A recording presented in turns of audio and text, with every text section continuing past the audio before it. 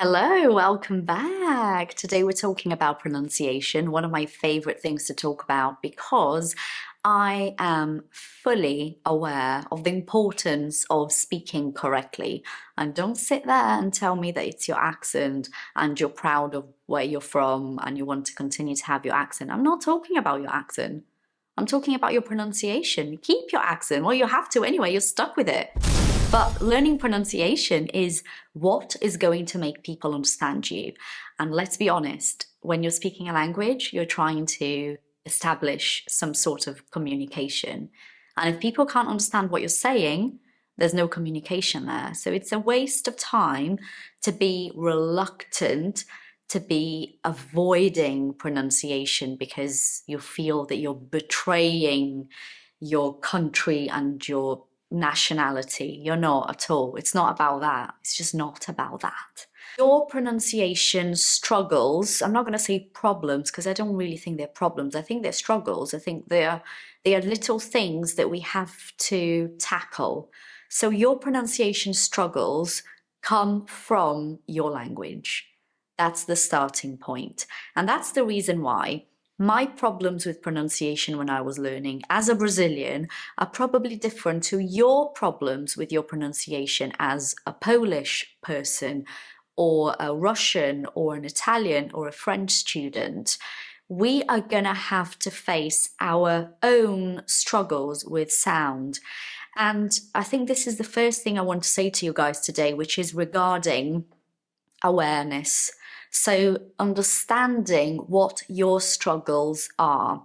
There are things that are very general, so as a Brazilian, I can say to you that it's a very common problem for Brazilians to stretch the end of the word. So instead of saying name, they'll say namey. That's a very common thing. Or they cut the word before they finish the word. Instead of saying crazy, they say craze. Or they add a very strong R sound in the middle of words when we say, or at the end of words as well. But if you're saying something like work, a Brazilian might say work. So there are things that are very common amongst Brazilians because of Portuguese language. So that's one thing. If you are, let's say, a Spanish speaker, it might be that the V sound is very hard for you. So if you're saying a word like voice, you can't really do that V properly, and you'd say something like voice, it sounds like a B. So that could be an issue. The J sound can be an issue for jam. That could be hard for you as well. If you are Italian, it could be that you're making your R's very strong in a different way to Brazilians. So that instead of saying problem, you're saying problem, so that's very strong. So each language has their own struggle. So the number one thing is to be able to identify what your struggles are. What are the sounds that you are really struggling with? And I'm not talking about looking at the obvious things. I'm really talking about noticing the details, because that's something very significant about pronunciation. Essentially, good pronunciation is about details, lots of little things that when you know about, when you know them and you know how to reproduce those sounds, it comes together really nicely and it makes a massive difference in the way you talk. Something else I want to say about pronunciation is that it's very, very common, very, very, very common for people to hide behind the sound as opposed to really projecting that sound and making that sound travel to the person listening. We're so insecure about pronunciation that when we're speaking, we usually speak in a very low tone. And, we're trying to just talk and not be heard, but obviously you have to be heard so that there can be a communication. But you don't want that, because when people hear you, you're risking someone looking at you and going, sorry, what was that? What? Can you say that again? And that feeling's so bad, isn't it? That was so challenging for me as a learner, to say something and not be understood and then have to repeat it. But obviously, I'm just going to repeat it in the exact same way. I don't know that I'm supposed to say common and not common. I don't know that. So what am I supposed to do? You see what I mean? When you start learning pronunciation and that becomes one of the things you really care about with your speaking, even when you say something wrong, which you will, and people don't understand what you said, and you say it again in the wrong way, you're going to be confident enough to ask, to say, how are you supposed to say it?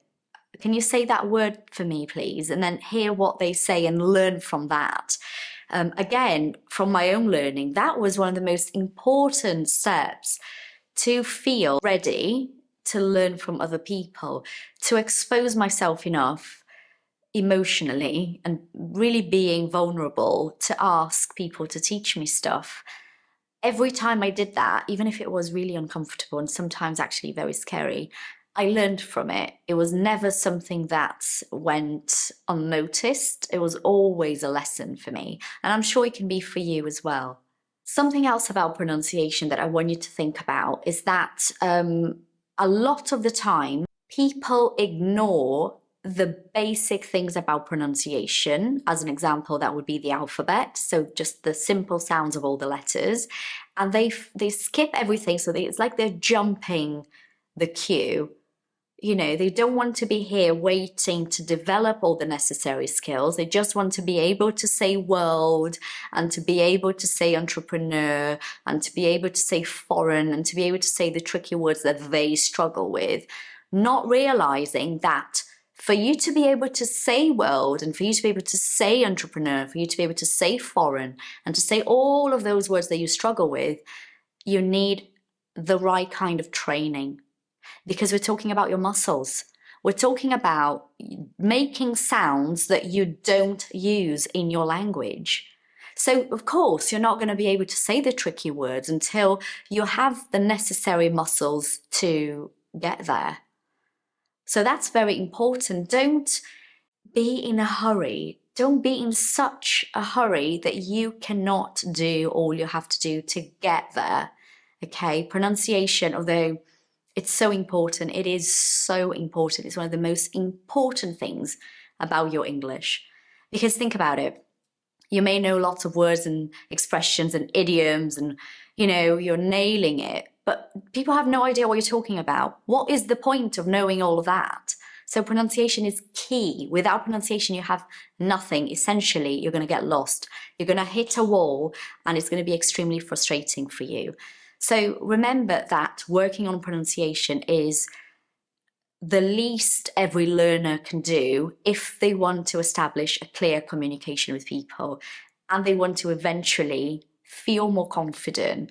Because every time you talk to someone and they don't understand what you're saying and you're having to repeat yourself and you don't know how to say it correctly and it's a struggle, you tell yourself that your English is not good enough.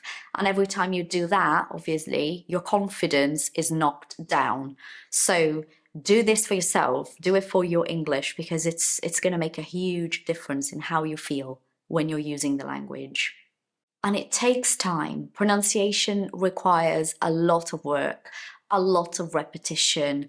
The reason why I've said this before, the reason why I don't like shadowing, I've never done it. Well, I've tried it just to see how it is, but I've never practiced it for my own pronunciation. The reason why I don't like it is that shadowing is all about speaking. So the focus of shadowing is just to speak at the same time as that person is speaking. You know, to follow their rhythm, to follow the intonation, to get the word stress right. And I think that's insane because in my humble opinion, as a non-native speaker, I can tell you that what really makes a difference in terms of pronunciation is listening. If all you care about is just speaking over that person, you can't hear what they're saying. If you can't hear what they're saying, how on earth are you going to be able to copy what they're doing and to understand, oh, that's the sound. Hold on. That person just said house, not housey. They actually said house. How are you going to hear it if all you think about is talking like a parrot over that person? No. So my opinion about shadowing, no, you don't need it at all. It's perfectly fine. to just do the old listen and repeat.